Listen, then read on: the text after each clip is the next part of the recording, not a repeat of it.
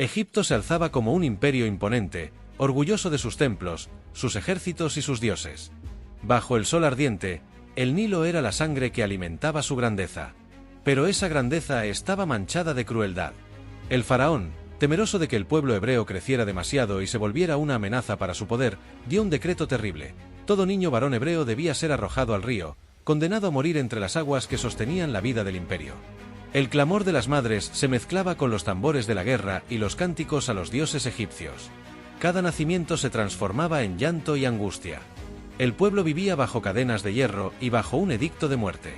Entre gritos apagados, muchos ocultaban a sus hijos, arriesgando la vida por un instante más de esperanza. Pero en medio de ese reino de sombra y dolor, una mujer hebrea tomó una decisión que cambiaría la historia. Su hijo no sería devorado por el río. Su hijo no moriría bajo el mandato del tirano. En secreto, con manos temblorosas pero con una fe desafiante, tejió un plan imposible: entregar a su hijo al mismo río que debía matarlo, confiando que la corriente lo llevaría hacia un destino más alto. La madre preparó una pequeña canasta de juncos, cubierta de brea para que flotara. En ella colocó al niño, envuelto en mantas sencillas, y lo depositó en el Nilo. El río que había sido verdugo se convertía ahora en guardián. La corriente lo arrastraba lentamente, mientras los rayos dorados del amanecer iluminaban el rostro del pequeño. En la orilla, su hermana Miriam observaba en silencio, con el corazón palpitando entre el miedo y la esperanza. Cada movimiento del agua parecía una sentencia, cada sombra en la ribera podía ser el fin. El silencio del río se mezclaba con los ecos de un imperio despiadado. Y, sin embargo, en ese frágil cesto navegaba un destino que ni los faraones ni los dioses egipcios podían detener. El Nilo, que había tragado lágrimas y cuerpos, transportaba ahora la vida de aquel que se levantaría como libertador. Los hebreos no lo sabían aún, pero la historia estaba cambiando en ese instante. Un niño flotando en las aguas era la respuesta a siglos de esclavitud. Mientras el cesto avanzaba suavemente, los planes de los hombres se cruzaban con los designios de lo eterno. La hija del faraón descendió al río junto a sus doncellas para bañarse. Entre las aguas tranquilas, descubrió la canasta. El llanto del niño rompió el murmullo del río, y su corazón se estremeció. En ese instante, el decreto de muerte quedó en silencio. Ella tomó al niño en brazos y lo miró con compasión. Aunque sabía que era hebreo, no pudo entregarlo a la espada ni al agua. Movida por un impulso más fuerte que la ley de su padre, lo adoptó como suyo y lo llamó Moisés, sacado de las aguas. Así, el niño hebreo que debía morir, creció entre los muros del palacio, rodeado de mármol, riqueza y sabiduría. Recibió la educación de un príncipe, pero llevaba en su sangre la marca de un pueblo esclavizado. Cada paso que daba en el lujo de Egipto lo acercaba a un destino que lo pondría frente al poder más grande de la tierra. Moisés creció entre columnas de piedra bañadas en oro, educado en la ciencia de los egipcios, entrenado en la guerra y en la administración del imperio. Vestía como príncipe, hablaba como egipcio y caminaba bajo la sombra del trono. Pero dentro de él, había una inquietud que no lo dejaba descansar. Sabía que su sangre no pertenecía a la realeza, sino a un pueblo esclavo que lloraba en silencio. Cada vez que recorría las calles, veía el látigo caer sobre los hebreos que levantaban templos y pirámides con manos ensangrentadas. El contraste entre el lujo de su palacio y el sufrimiento de su gente lo perseguía como un eco en su conciencia. ¿Era príncipe de Egipto o hijo de esclavos? Esa pregunta lo atormentaba, como un fuego oculto que algún día ardería con fuerza implacable. Moisés llevaba en su interior la semilla de un conflicto, el peso de un linaje oculto y el llamado de un destino que ni él mismo comprendía todavía. Un día, mientras caminaba entre los campos, Moisés vio algo que encendió la tormenta que llevaba dentro. Un capataz egipcio golpeaba brutalmente a un hebreo indefenso, con furia y sin compasión. El sonido del látigo se mezclaba con el grito de dolor, y Moisés sintió que no podía quedarse en silencio. Miró a un lado, miró al otro, no había nadie cerca. La ira contenida durante años estalló en un solo acto. Moisés atacó al egipcio, y en un instante, el hombre cayó muerto a sus pies. El silencio lo envolvió todo, más pesado que la arena que luego cubrió el cuerpo.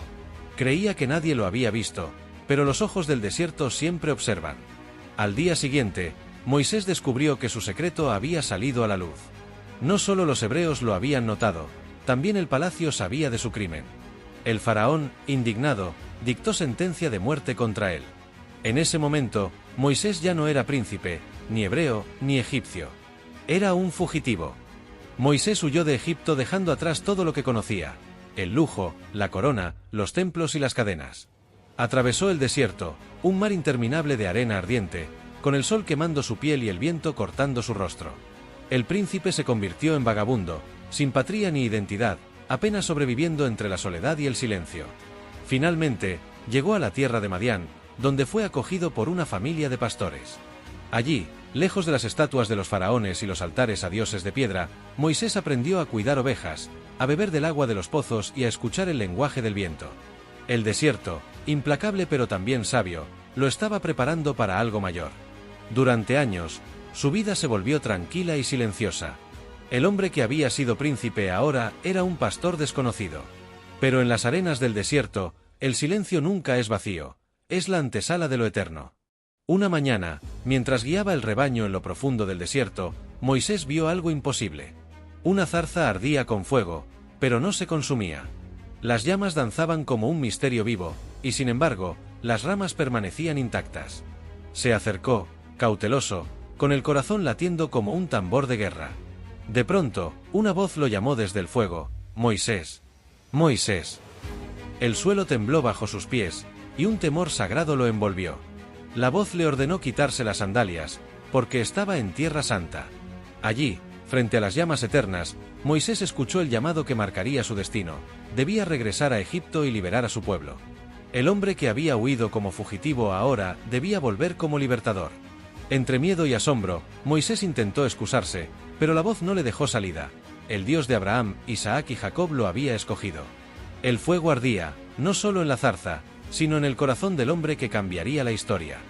Con el eco de la zarza en su corazón, Moisés emprendió el camino de regreso. El desierto, que lo había visto llegar como fugitivo, ahora lo veía partir como profeta. No iba solo, llevaba la promesa del Altísimo y la vara que se convertiría en signo de poder. Cada paso hacia Egipto era un enfrentamiento con su pasado: volver a las calles donde había sido príncipe, volver a mirar a los esclavos que lo habían visto huir, volver a estar frente al trono que había decretado su muerte. Pero Moisés ya no era el mismo. El pastor tímido cargaba ahora la voz del Dios viviente. Cuando llegó, el faraón lo recibió con arrogancia, cubierto de oro y rodeado de su corte. Moisés habló con firmeza: «Deja ir a mi pueblo». Su voz no temblaba, aunque la sala estaba llena de enemigos. Así comenzó una batalla que no sería con espadas ni lanzas, sino con prodigios y plagas, contra el poder de los dioses de Egipto. La voz de Moisés resonó en los pasillos del palacio como un trueno: «Deja ir a mi pueblo». Pero el faraón, sentado en su trono de oro, sonrió con desprecio. Para él, los hebreos no eran más que herramientas desechables, engranajes de piedra en la maquinaria de su imperio. ¿Por qué habría de liberarlos? La corte egipcia se burló del profeta. Los sacerdotes, cubiertos de amuletos y coronas, invocaban a sus dioses de piedra para demostrar que el poder de Egipto era absoluto. Pero aquella petición no era humana. Era la orden del Dios viviente, y el faraón, en su arrogancia, no lo comprendía. Así comenzó un enfrentamiento sin igual, un hombre con una vara frente al monarca más poderoso del mundo. No era una lucha de reinos ni de ejércitos, era un choque entre la soberbia del hombre y la voluntad del Altísimo. Y con cada palabra del faraón, su corazón se endurecía como el granito de sus templos. El Nilo, fuente de vida para Egipto, símbolo de fertilidad y poder, fue el primer escenario del juicio divino. Moisés alzó su vara y golpeó las aguas. En un instante, el río se tiñó de rojo como si miles de corazones hubieran sangrado en su cauce. El olor de la corrupción se levantó con fuerza, y los peces murieron flotando sobre la superficie. Los egipcios corrían desesperados, intentando beber del río que antes los alimentaba, pero lo que encontraban era un torrente de muerte. El agua sagrada de sus dioses ahora era sangre. El faraón, en lugar de inclinarse, se aferró aún más a su orgullo. Convocó a sus magos, quienes imitaron el prodigio con artes oscuras. Pero lo que parecía poder, no era más que una sombra del juicio verdadero. El pueblo sufría, y aún así, el corazón del rey permanecía de piedra. El Nilo fue solo el comienzo. Las plagas cayeron una tras otra, como martillos sobre la soberbia del faraón. Ranas cubrieron la tierra, invadiendo casas y templos, saltando incluso sobre los altares de sus dioses. El polvo se transformó en nubes de mosquitos que no daban descanso ni de día ni de noche. Moscas infestaron cada rincón, trayendo podredumbre y enfermedad. El ganado murió en los campos, y llagas ardientes cubrieron la piel de hombres y bestias. El cielo se oscureció con tormentas de granizo y fuego, y después, nubes de langostas devoraron todo lo verde que quedaba en los campos. Finalmente, una oscuridad espesa cubrió Egipto durante 3 días, tan densa que los hombres no podían ver ni siquiera su propia mano. Cada plaga era un golpe directo a los dioses de Egipto, revelando su impotencia frente al Dios verdadero. Y aún así, el faraón no cedía. El país entero gimía en dolor, pero el rey seguía sentado en su trono, creyendo que podía resistir al Altísimo. Moisés regresó al palacio una vez más, con el rostro endurecido por la misión que cargaba. Se acercó al faraón y habló con voz firme: «Así dice el Señor, a medianoche, pasaré por Egipto. Y todo primogénito morirá, desde el hijo del esclavo hasta el hijo del rey que se sienta en este trono». Un silencio sepulcral se extendió en la sala. Incluso los sacerdotes quedaron inmóviles. El faraón, con la furia en sus ojos, gritó: «Vete de mi presencia. Si vuelves a mostrar tu rostro, morirás». Moisés respondió con calma: «Así será, pero antes de que muera tu hijo, tú clamarás». Esa noche, las familias hebreas marcaron sus puertas con la sangre de un cordero, obedeciendo la instrucción divina. Mientras Egipto dormía, una sombra invisible descendió sobre la tierra, lista para desatar el juicio más temido. La medianoche cayó sobre Egipto, y con ella, el silencio antes de la tormenta. En un instante, gritos desgarradores llenaron la tierra. En cada casa egipcia, la vida del primogénito se apagó como una vela en la oscuridad. Desde los esclavos hasta el palacio, ningún hogar quedó intacto. En el trono, el faraón sostuvo en sus brazos el cuerpo sin vida de su hijo, el heredero de su reino. El hombre que se creyó Dios, que desafió al Altísimo, ahora estaba reducido al llanto de un padre derrotado. Los hebreos, protegidos por la señal de la sangre, permanecieron en pie, escuchando desde sus hogares los lamentos que atravesaban las murallas. Egipto entero tembló bajo la justicia divina. Y al fin, con el corazón quebrado, el faraón gritó: «Váyanse, llévense a su pueblo y adoren a su Dios».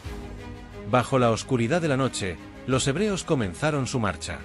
Miles de hombres, mujeres y niños caminaron apresurados, cargando lo poco que podían llevar.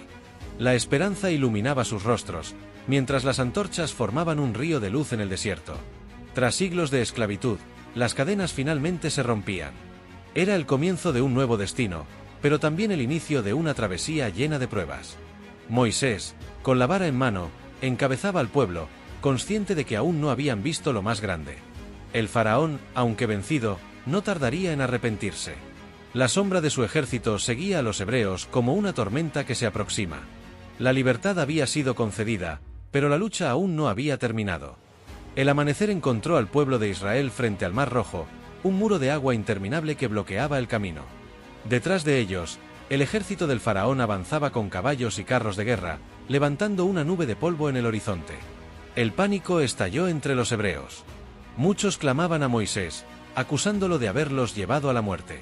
Pero él, con los ojos fijos en el cielo, levantó su vara. El viento sopló con fuerza, y el mar comenzó a abrirse. Las aguas se alzaron como muros gigantes, dejando un sendero de tierra seca en el centro. El pueblo, incrédulo pero desesperado, avanzó por el pasaje imposible.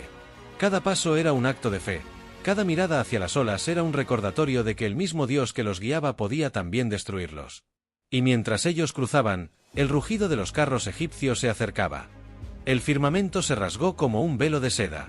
Estrellas que habían brillado desde el principio de los tiempos comenzaron a caer, dejando tras de sí estelas ardientes que iluminaban la noche como lágrimas de fuego.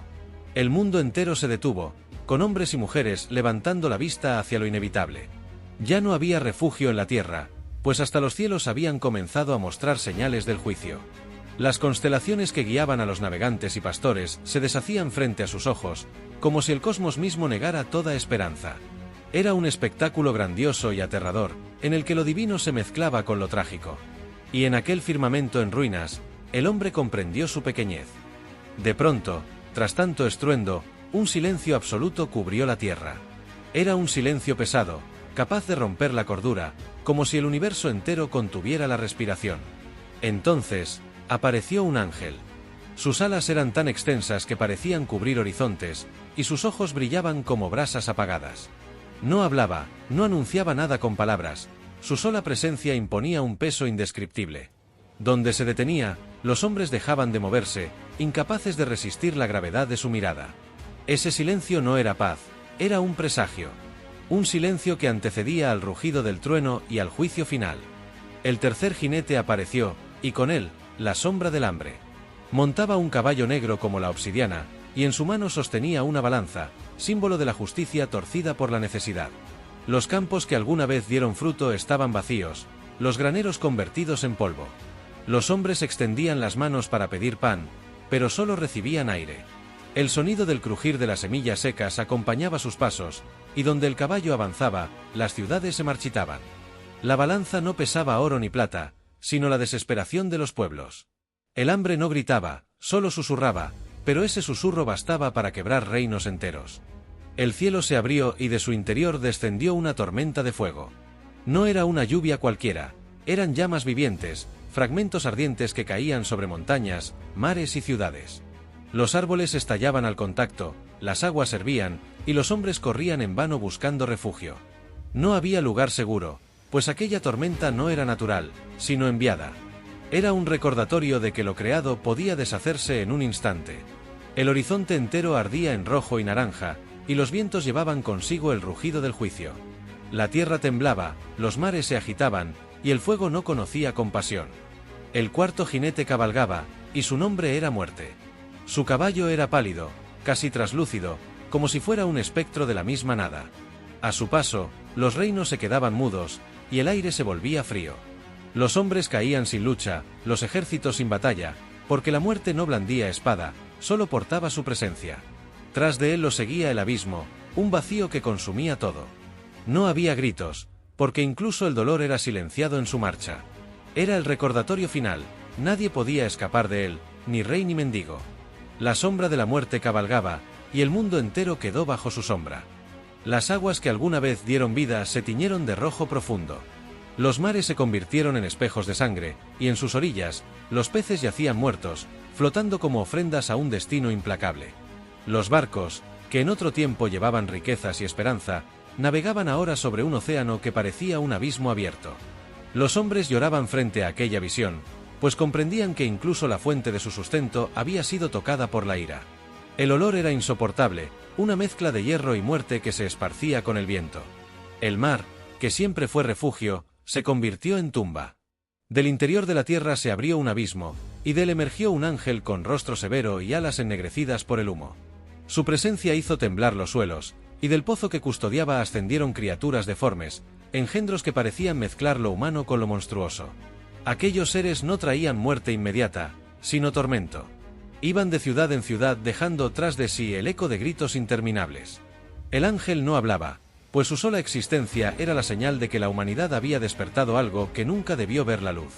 Del abismo no solo surgía humo, sino la esencia misma del dolor. Un sonido atravesó la tierra, no como música, sino como un rugido metálico que hacía sangrar los oídos. Era la trompeta de hierro, tocada por un ángel que se erguía sobre montañas ennegrecidas. Al sonar, los hombres se arrodillaban no por fe, sino porque sus fuerzas les abandonaban. Las piedras se partían, los ríos se secaban, y el aire se volvía insoportable, cargado de un estruendo invisible. Cada vibración de aquella trompeta arrancaba recuerdos, quebraba corazones y anunciaba que la cuenta regresiva se acercaba a su final. El sonido era eterno, como si fuera la voz misma del universo clamando justicia. Donde antes hubo campos fértiles, ahora solo quedaba un desierto interminable cubierto de huesos blanqueados por el sol. Cráneos y esqueletos se apilaban como montañas, testigos mudos de lo que había sido la humanidad. El viento soplaba con fuerza, levantando polvo y cenizas, y en su aullido se escuchaban voces, como si los muertos aún buscaran hablar. El desierto no tenía fin, y aquellos que se atrevían a caminarlo caían sin resistencia, convirtiéndose pronto en parte del mismo paisaje. No era solo un lugar de muerte, sino un recordatorio cruel de la fragilidad del hombre. Un ángel tomó un libro sellado con 7 sellos, y al romper el último, un estremecimiento recorrió todo el cosmos. El cielo se oscureció en un instante, como si alguien hubiera apagado el sol. Los hombres quedaron en penumbras, incapaces de distinguir entre el día y la noche. No hubo relámpagos ni truenos, solo un vacío absoluto que oprimía los corazones. El séptimo sello no trajo fuego ni tormentas, sino algo más temible, la certeza de que todo había sido escrito desde el principio, y que cada dolor y cada lágrima estaban dentro de ese plan. La tierra no temblaba ya, porque incluso el temblor había callado. Del mar embravecido emergió una figura colosal, una bestia cubierta de escamas negras que brillaban como acero bajo la luz agonizante del cielo.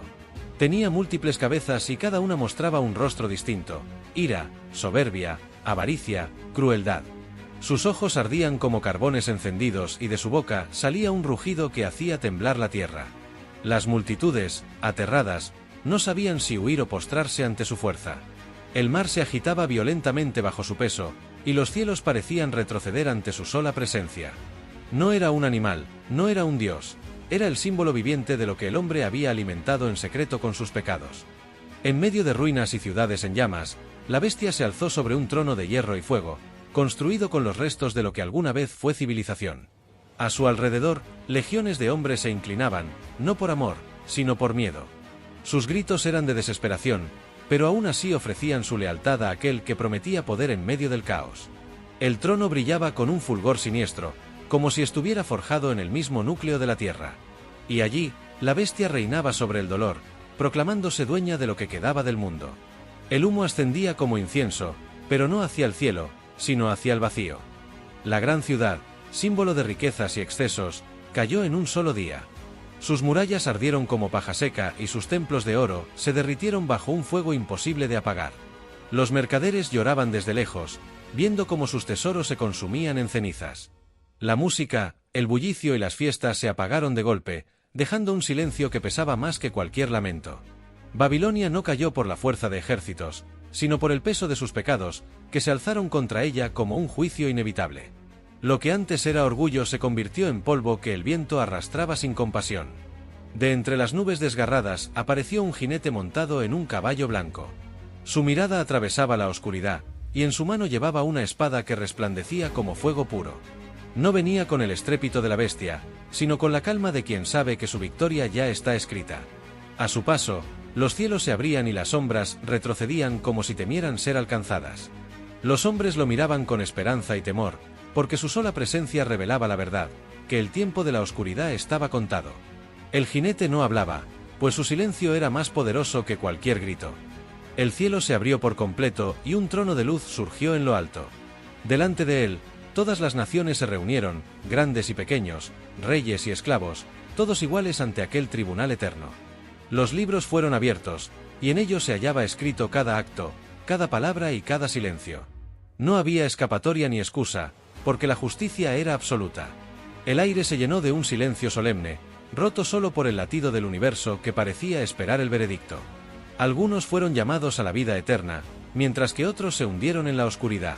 Y entonces, el cielo nuevo y la tierra nueva comenzaron a brillar en el horizonte, como una promesa después de la tormenta.